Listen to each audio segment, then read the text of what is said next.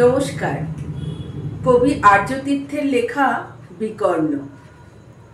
যাজ্ঞসেনীর খুলছে শাড়ি, টানছে ধরে দুঃশাসন। দায় ছিল যার গর্জে ওঠার, নিচু মাথায় সে পাঁচজন। দুর্যোধনের নগ্ন উরু, ইঙ্গিতে তার ধর্ষকাম।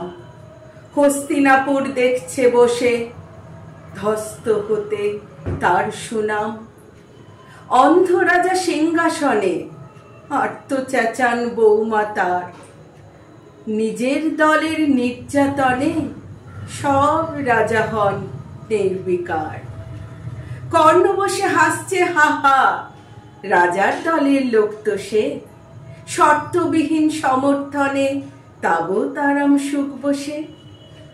ভীষ্ম, দ্রোণ, কৃপ, নীরব, সরকারি লোক হাজার হোক, রাজার কথাই তোমার কথা, তুমি যখন রাজার লোক।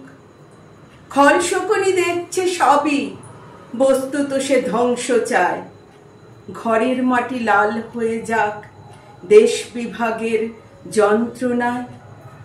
সুশীল সভায় ঘটছে যখন রাজ অপরাধ জঘন্য, ঠিক তখনই তার বিরোধে চেঁচিয়ে ওঠেন বিকর্ণ। বিকর্ণ নন কেউ কেটা কেউ, 100 ভাইয়ের একজনা। তেমন করে এর আগে কেউ তার কথাটাই জানতো না। যতুগৃহে কারিন্নীরা, অন্তত তা নেই লেখা। ভীমকে যখন বিষ খাওয়ালো, তখনও তার নেই দেখা। কিন্তু যখন প্রকাশ্যেতেই কাটছে নারীর আব্রু কেউ, স্তব্ধ জীবের চুপ সাগরে বিকর্ণ হন একলা ঢেউ। চেঁচিয়ে ওঠেন রাজার কুমার, যুবরাজের বিরুদ্ধেই।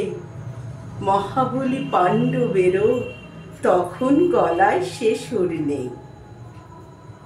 রাজাই যখন নীরব থেকে সায় দিয়ে যান ধর্ষণে, ঠিক তখনই সমস্ত যুগ বিকর্ণদের স্বর শোনে। আমরা যারা কিচ্ছুটি নই, একটি মোটে ভোট কেবল, অত্যাচারের সামনে এলে সঙ্গী শুধু চোখের জল।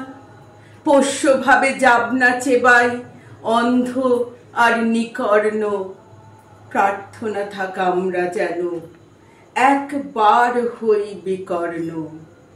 প্রার্থনা থাক আমরা যেন একবার হই বিকর্ণ। নমস্কার।